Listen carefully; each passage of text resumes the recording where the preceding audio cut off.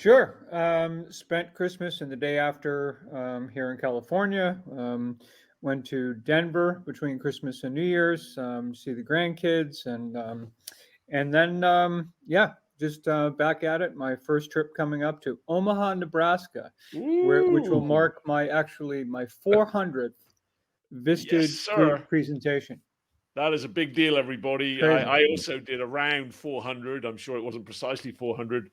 And man, that is a big commitment. And everybody's blessed to have you out there doing that, Leo. And you are just launching a brand new website, correct? That's right. Yeah. Yeah. Available at peerinnovation.biz. Yeah. So a whole really fresh Yep. look. But the important thing, it isn't just the new look of it and all that. We stood on the shoulders of a lot of that work and developed a lot of new content as well that I think is going to be really relevant to folks in 2024. So I'm really Yeah, excited about that. exactly. Yeah. So we'll be talking about that more, everybody. Go check it out, peerinnovation.biz, B-I-Z, I think, correct, Leo? Yes. Yep. Beautiful. And Jason, how were your Awesome. holidays? Where were you before? Where are you going Happy next? holidays. Yep. Happy holidays, team. Where am I going next? Well, I'll be going back to Southern California for a stint. Yeah. Yeah. I've got some client engagement work in New York, and I'm getting ready to engage in an international project in Singapore Ooh. coming up in February. So some pretty exciting stuff going on there. I'm happy Yeah. we're in 2024. I hope everyone had a safe and happy holiday season. I excited about 2024, and I'm excited about this conversation. I think a little bit of our Yeah. conversation is to be about resolutions. Yes, there Right? you go. What are That's we it. gonna New Year's what are we as resolutions of the leaders? New Year's kind, and let's try to keep it up all year, everybody. Yeah, what are we gonna do differently as leaders in our organizations, right? Yeah, yeah, exactly. It's the things we need to be thinking about. Yeah, so I love to be at home over the holidays, everybody. So I was with my family, of course, and played some golf because I'm trying to catch up with Leo. Not that that's ever going to happen. He's just so good. We're probably gonna take a nice little road trip this year together and go play some golf with a special guest that we'll mention another time.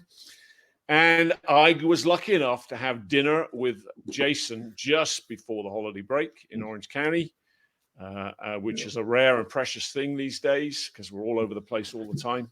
It was great being with you, Jason. And yes, indeed, I think we've all got some big things cooking up for this new year of 2024. So let's talk about New Year's resolutions that we can keep going all year, everybody. Resolve to cultivate culture change. The beginning of the year is a great time to finally tackle those lingering workplace culture challenges, get tips on being agile in a changing world, using peer groups to facilitate change, defining a desired future state, diagnosing current cultural shortfalls, and creating actionable plans to bridge these gaps. Let's start with you, Jason. When you think about all of that, resolving to cultivate culture change, what kinds of things come to mind for you right out of the gate here? Well, what comes to mind to me right out of the gate is behavior change. Yeah. Right. And I brought up the word resolutions because I think I read recently 89% of all New Year's resolutions fail before the end of January. Right. That's right. And they do. And because they're focused on the wrong thing. Ultimately a resolution has to be tied to a particular goal. But in my mind, resolution has to align with behavior change. So if an organization wants to have a resolution or come into the 24 year and create a high performing culture, they really need to say, how's our leaders going to behave differently? Right. Yeah. When I come back in that office or I open up the doors or I'm on my first team call, my first Zoom meeting, when we're talking about our first quarter plans or our first quarter goals, how am I a leader going to communicate differently? What am I going to bring to the table? What behavior am I going to change in order for us to have growth over last year? right? And I think every leader coming into January, we're early January here, really needs to be looking, my opinion is to be looking at where they really want their organization to go this year, right? And the resolution isn't that end game. That resolution is, how do I have to change in order to do that? Yeah, behaviors and the sort of disciplined application of some of the processes that you've got around that define those behaviors and those approaches. And it's so easy for us to have an ill-disciplined approach to all of those things, not least of all the core cultural part of that, right, Jason? I mean, that's what you spend a lot of your time diagnosing and then leaning into helping to fix with your clients, right? Really taking a close look at what's happening with the central cog of your culture, correct? That's you're absolutely correct, and it's going strong in 2024 already. Yeah. I mean, we're on a pretty good growth projection over 2023. But even with my team, starting the new year, we're gonna set some cultural standards and some cultural resolutions, even on my own core team. Yeah. But those resolutions are all going to be tied to, how do we behave? Going back to our core values, how are we communicating? What messages are we sending? Right? Yeah. How do we engage our employees, our partners, our team members, into the appropriate projects, right? And we'll realign some things. We'll look at program managers, project managers, deliverable people, their engagement in particular projects. I'm just speaking from my own personal experience, my own business. We've even rolled out already a brand new format of team meetings, team calls, team accountability checks, scrums, if you will, in an agile world, right? So right out of the gates, we've changed some policies and procedures to align with where we want to be culturally in 2024. Yeah, beautiful. Change to do. We had to change to do it. Yeah, beautiful. And Leo, as you frame this up in your mind, how do you begin to sort of think this through? So in 2022, I kind of restarted a practice that was introduced to me by Chris Brogan called My 3 Words. And I picked 3 words that will really guide how and who I want to be in the world over the next 12 months. Yeah. It was actually the subject of the last CEO World article that I published at the end of 2023 to kind of serve as a bridge into 2024. And the title actually was called Chief Executive Officer. So you can handle your 3 words any way you want. You can set them up as pillars. You can set them up as those that reinforce one another. You could put a sentence together. You could do whatever you want. But one thought I gave to chief executive officers is to lean into what it means to be chief in terms of being a leader, what it means to be an executive and how you model those behaviors in your company, and what's the responsibility you have as an officer of the company in terms of the values and all of that and behaviors that are so key to being that leader in your organization. And the way you define those things for yourself can guide you. And I think to a bit of Jason's point, if a leader can set up those 3 things that kind of lean into what they're great at and have a point of view on it, but then you invite your employees to come up with their own 3 words in terms of how it taps into what we're trying to do together overall, then they have that sense of ownership of it, as well, which I think can be really exciting and, just a really good practice. Yeah. My 3 words for the year then could be long and straight, given I want to improve my golf game. I'm just joking, of course, but I've actually had 3 words. There's a piece on my website where I describe my career in 3 words. So I love this. And my 3 words are agile, breakthrough, leadership. And they sort of track to, in my 20s, when I came out of my MBA, I knew that I wanted to go into leadership, not, banking, not consulting. I wanted to go into industry in a leadership role. And then, as I became an executive and a managing director, I realized that I needed to, step up to a level of breakthrough leadership, because just sort of incremental, organic leadership wasn't going to do it. That's when I first went looking for the local Dale Carnegie franchisee in the UK, Jason, and I found Jack Ross, and we did a breakthrough program together for the whole team to introduce them to the concept of breakthrough leadership. And then, of course, 20 years ago, when I took the leap from the corporate world and went independent and started to sort of try to grapple with what I felt was missing in the leadership curriculum, I came up with the word agile. So breakthrough leadership isn't enough if it's sort of traditional, sort of long wavelength, waterfall, right, kind of change leadership and change management. It's got to be a heck of a lot more agile than that. So agile breakthrough leadership. I love that, Leo, and that kind of theme. What's your reaction to those ideas, Jason? I'm just thinking, what are my 3 words? So mine for this year are reflection, intention, and invention. Nice. So yeah, nice. And I might have an update for you in a couple of weeks, but I think if I was put on the spot, I would have to go something like entrepreneurial mindset growth. And isn't it everybody that's listening to this? I think what's actually happening right here, right now, is the power of words is so pivotal, because if you choose those 3 words that Jason chose, or you choose the 3 words that Leo chose, or my 3 words, it changes everything. The sort of granularity of behaviors that you will get into and define will be very different depending upon the 3 words that you chose. So words really matter, Leo. I've heard you talk about that before. Tell us more. Yeah, there's no question. I mean, language is really powerful. When you think about it, in every way and in every form we communicate to people, in terms of what that looks like, and understanding that, and we've talked about this before, the receipt of the message as intended is up to the sender, and that we have to think of it not in terms of what we want to say, but actually how the message is going to be received and how people are going to feel. And there's a lot of nuance around that, and a lot of really important details and attention to detail that needs to go into how we message to whomever. And I think it's really critical part of leadership, for sure. Yeah, and actually, one of my favorite ideas is that idea that you don't feel yourself into acting better, you act yourself into feeling better, which brings us back to the behaviors thing, Jason, right?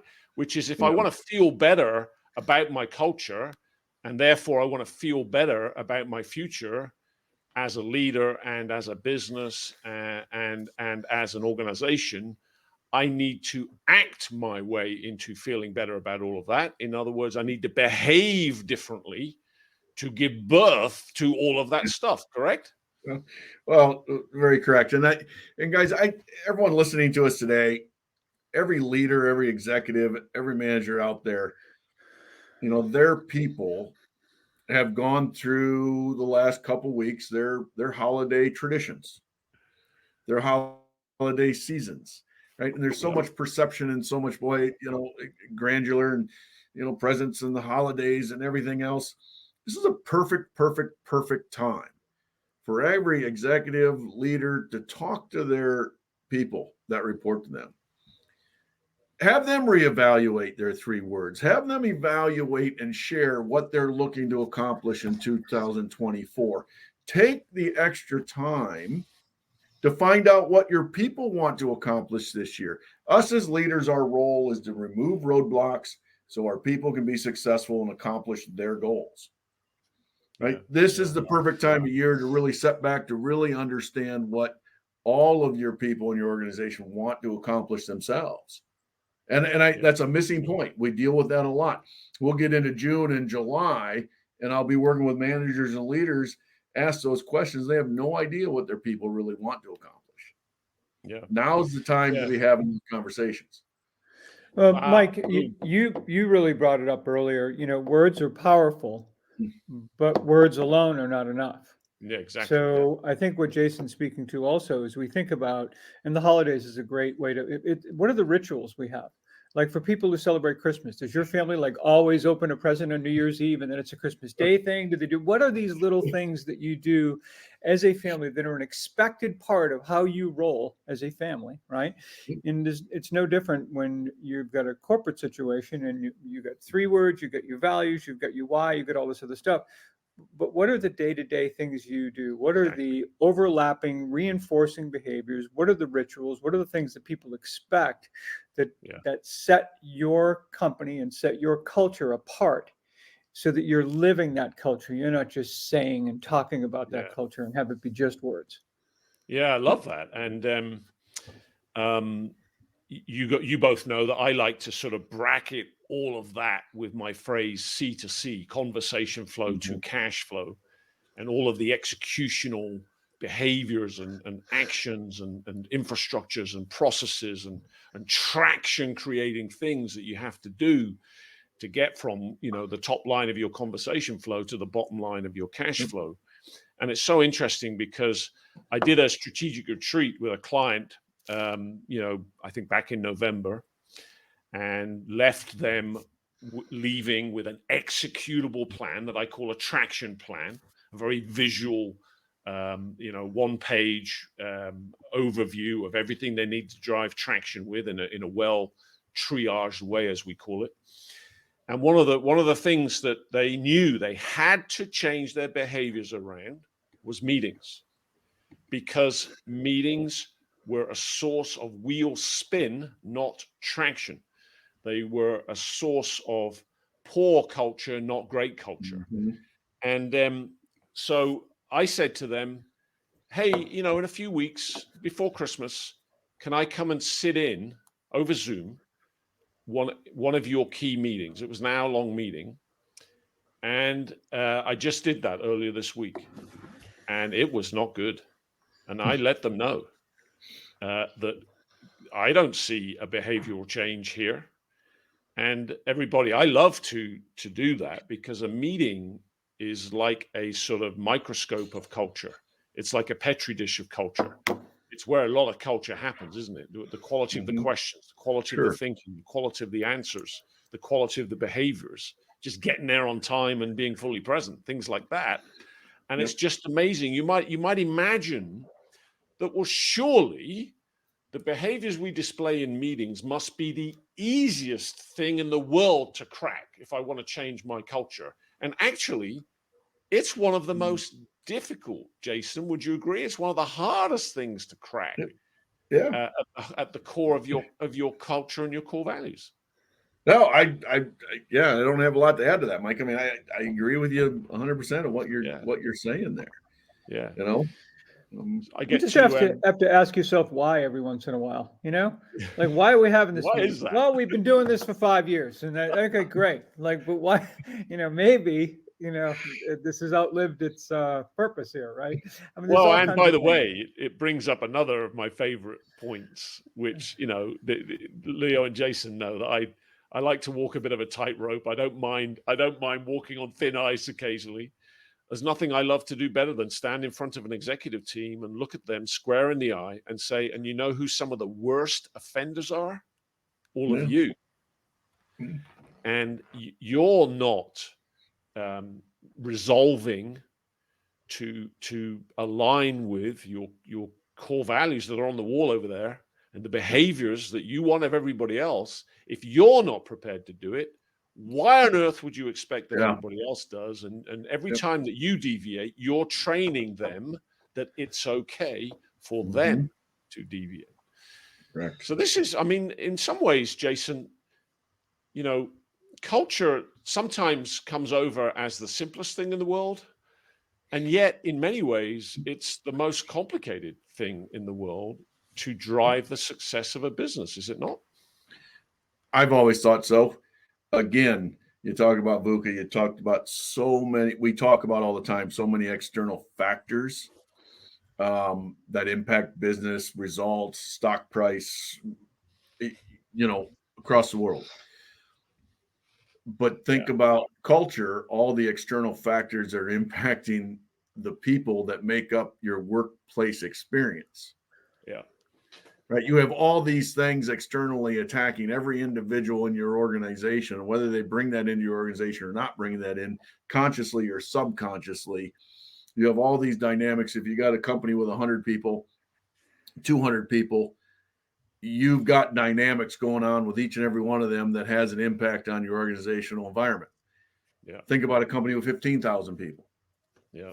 Right now, you got 15,000 people that all have all these external factors that are pinging their attitudes, their mindsets, their emotions, and all those types of things. This is where emotional control, emotional intelligence comes into play in our business, right? But all those touch points of impact that can impact the environment that we work in on a daily basis. If we're not considering that, we're not open to that, we don't understand what's going on in people's worlds, we're going to have a hard time evolving a culture. Yeah. Yeah. And everybody, think about your business and all of the different kinds of infrastructure that you have in your business to help your business run. You've got machines on the factory floor, you've got business processes, you've got software systems, you've got all this sort of infrastructural stuff. And yet, oftentimes, when it comes to your culture, you don't have much infrastructure. A culture requires as much infrastructure, as much design as any other aspect of your business model. Right. Or otherwise, you get the culture you deserve, not the culture that you want. That's right. Leo, what would you add into all of that? I think it can be a particular challenge for companies that are growing, right? Because what tends to happen is they're trying to scale and they're building processes and they're adding, and they never take anything away. Mm-hmm. So now it becomes so overwhelming. People get upset with each other because messages and things happen and balls get dropped. Client gets upset, and you start creating a culture then that starts to be a blame culture based on a lot of the things that, to your point, by design were set up to fail. Right. This is not, a shock that that things go in this direction when you allow, for that to happen. And Correct. So I think that as we're looking at things like this and as we're looking at scaling, we have to look at the efficiency and effectiveness of what we're doing as we get bigger. And because if we keep adding, we're going to be in a world of hurt. Yeah, and when I think about infrastructure, I naturally go to the metaphor you often use, Leo, of scaffolding, and you've got to have the vertical parts of the scaffolding, but the more you have the horizontal parts of the scaffolding, which is the peer innovation stuff, then the stronger the whole infrastructure gets. And everybody, Leo is actually joining me on January the 9th to drop into a little virtual forum that I've been running for the last 5 or 6 weeks, just for 2 hours a week, with people mostly in the UK. So it's all virtual, and it's been amazing how just over the course of 5 or 6 weeks that we've been doing this together, once a week for 2 hours, doing true peer forum, peer innovation stuff with 10 people who barely knew each other before. They might have seen each other in the odd sort of, Zoom session here and there. It's amazing how quickly the culture of that forum has become so caring, so transparent, so challenging, so accountable, and so kind of high performance. It's amazing, and the quality of the conversation flows and the action setting and the behavior setting flows coming out of that forum is just amazing how quickly that brewed up. And we're back to behaviors, Jason, where we started. What else would you want to throw on the fire here, Jason, as we come to the last 5 minutes of our first session of the new year? Anything else you want our listeners thinking about? Again, what do you want to accomplish in 2024? I mean, in my world, in my organization, we're not rocking the boat. We're going into a growth year, and we're going to stick to our core principles, and we're going to we are going to be an organization that remains to be very client centric and focused on growth, and our mindset for that to accomplish. I would challenge every leader, every executive, take a look at their group, take a look at their team, make sure you you make the resolution to your identity, right? Who do you want to be known? What do you want to be known as? And what are the core principles or the drivers or behaviors that'll get you there? Yeah. Right. And that's going to help set the roadmap for your 2024. I challenge everyone to take a step back, get with your team, get in the room with your guys, if you will, your team, and set that roadmap for the year. Beautiful. Beautiful. Yeah. Leo, what else would you throw on the fire here? I just think, picking up on what, Jason said, knowing our goals, really understanding our why for sure, but also challenging our teams to say, what are we willing to contribute and give of ourselves in service of what we care about? Yeah. Ourselves, one another, our clients, our craft, all of that. And I think that probably a pretty great way to start the year. Yeah, beautiful. And everybody, if you want to get a little injection of inspiration here, then go pick up our ebook called The One Advantage, how to introduce a peer-powered culture of agility into your organization. And you'll get a nice injection of inspiration here at the start of the year. And what I'm actually working on, Jason and Leo, is kind of an addendum to that just as a PDF, because you both know that I've actually upframed a sort of fourth level and a fifth level on top of that, the top level of which is this concept of collective intelligence, which is really what we're talking about here, everybody. The more intentional you get about your culture and the core values, the more you can really liberate the full collective intelligence of your team and not be suffering any collective unintelligence, to put it mildly. And I'm really excited that I get to do a keynote about that in February, a sort of TED Talk-like keynote for 18 minutes at a big event down in San Diego, and I'm really excited about it. And I decided to do a dry run of doing a real-time collective intelligence experiment on the stage, which I'll be doing in February. And I just did a dry run of it last week at a keynote I did in Orange County with a huge glass jar of golf balls. And using Menti, Leo, people got their phones out and made a guess of how many golf balls were in this glass jar. And then they saw the results and the average, and it was close. It was pretty close, and that didn't matter so much. It was more just getting their heads into the thought process of the wisdom of crowds and the concept of collective intelligence and all of that. So I'm really looking forward to all of that, everybody. And we're just going to continue to try to do our best to inspire you every couple of weeks, everybody, with the One Advantage podcast. We're looking forward to a great year together. Yep. I hope everybody had a happy holidays. Final thought, Jason, for our listeners? I just want to say welcome to 2024. Do everything you can, leave no doubt. Make it work. Yeah, leave it all on the field. Leo, what final thought? Yeah, just give some thought to the 3 words that are going to guide you for the coming year. Yeah, beautiful. The One Advantage could be the 3 words, everybody. Come on back and join us again for more episodes as we go through a great year together. Thanks for being here, and we look forward to having you with us next time. Thanks for listening to the One Advantage podcast. If you liked this episode, please consider helping us by rating us wherever you listen, spreading the word, having us as a guest on your podcast or webinar, and mentioning us in social media.